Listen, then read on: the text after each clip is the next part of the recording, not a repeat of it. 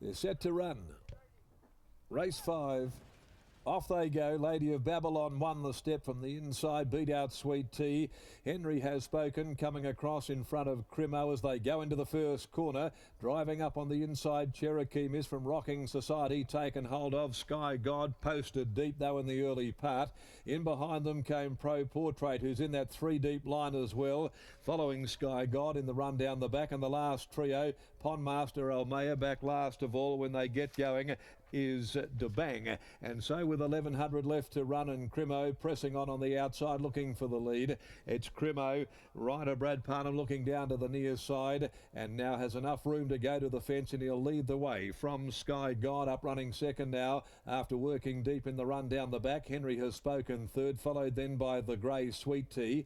Lady of Babylon tucked away down on the inside is next of all, and being closely followed by Pro Portrait. Rocking Society sitting wide and inclined just to go a little keenly as well. A length off those, Almea. Back near the inside is Cherokee Miss as they head by the 600. Pondmaster still back 6 or 7 lengths from the leader, and DeBang whipped them all in. They're homeward bound and about to straighten for the judge on the inside. Crimo joined by Sky God. Sweet Tea goes up, makes a line of 3 outside of them. 4 wide is Pro Portrait. They're right across the track behind them. Lady of Babylon and Henry Has Spoken, followed then by Pondmaster, and further back Almea running on. Sweet Tea reaches the lead though at the 200. Sweet Tea extends a length and a half clear. Rocking Society starting to finish full of running, and down the outside Pondmaster.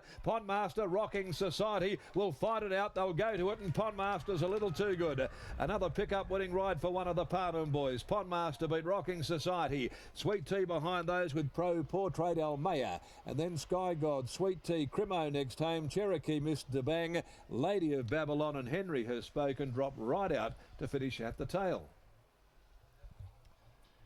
Number 4 is the winner, Pondmaster, ridden by Chris Parnham. So Chris and Brad certainly making the most of the opportunities this afternoon. Brad picked up the winning ride on Belter of a Song after Willie Pike ruled himself out after the first event with an injured foot. Brad taking up race 4. Chris has been in the right place at the right time for Takahide Ikanushi with Pondmaster, and a very, very patient, cool ride as well. He only had one behind him approaching the turn. He had 6 or 7 lengths to make up on the leader. Rocking Society joined in when Pondmaster came as well, and the two coming away from Sweet Tea, which has run third, Crimo fourth home. 4, 1, 8 and 3. The interim details after the running of the 5th event. So it's back to back, another horse that wins a maiden and goes to a Class 1, typical of Belter of a Song's performance, and trained by Takahide Ikanushi. Second home one, Rocking Society, lovely first up run, back wide, probably just a little on the fresh side by Awesome Rock from Society Gal, was particularly good late, and Sweet Tea by Demerit has run third from Little Grey Teapot, Cliff Green and Stephen Parnham over Crimo and Almea. The next event, the Glenroy Chaff Handicap over 1,000 metres. Number 8, Oscar Charlie, comes out there and is headed for the Avon Valley tomorrow. The margins are a long neck and a half length. The time 1:43.94. Following the previous event, they ran home in 35.19. So as we take you down to Lockie, it's been a case today of being in the right seat in the jockey's room at the right time. Exactly right. The second of the jockeys to pick up a mount from William Pike to salute. I'm now joined by winning trainer Takahide Ikanushi. Ike, Pondmaster, nice win, makes it back-to-back wins. What did you learn after his last start at Northern? Oh, yeah. Oh, hard to say. He was a little bit over racing normally, so I tried to tell him to get cover last time and this time as well. And he said probably better and finish off better. Were you always happy that this horse would eventually get out to the mile, which he clearly ran out really well today? Yeah, it's supposed to be bred to like mile to 2,000 metre, so I want to try this distance today, not that overly strong field. Yeah. The horse is nominated for the WA Guineas. Could that potentially be where he heads in 3.5 weeks' time, or do you think that might be a touch strong for him at this stage of his career? Oh, going to that way, that's why we want to try he get to mile or not, yeah. So I'll try go that way, if good enough.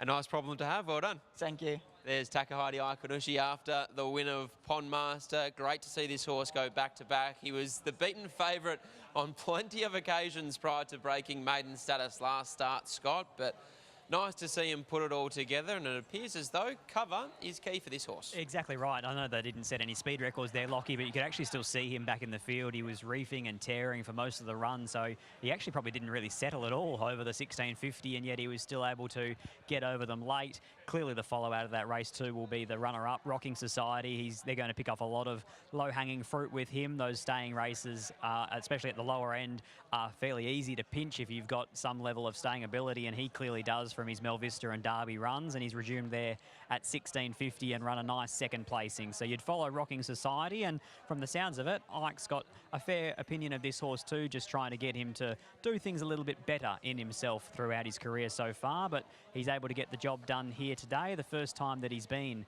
to the 1650, went from 1300 out to a mile. Chris Parnham joins us now. Well, Brad had a pick-up ride in the previous. Now it's your turn, but at least Brad knew something about Belter of a Song. You probably knew nothing about Pondmaster. No, not really, but I'd sort of known a little bit about it just watching it race last prep and this prep. So without riding it, I had a fair idea what I was getting on, and it's a horse that's been in really good form. Looked like they were going fairly slowly out there in the middle stages. Yeah, they were. They weren't setting any records, and that was, at the time, probably along the back straight a little bit frustrating because we couldn't sort of do much about it from where we were, but the horse showed a really nice turn of foot when placed under pressure, so it was a strong win. Congratulations. Thank you. There's Chris Parnham combining with Takahide Aikanushi and Pondmaster to take out the Bisley Workwear handicap. On the other side of the break, we'll be taking a look at a feature story on the Hall of Famer in Bob Peters, and also a look at the Pink Drop Roadshow.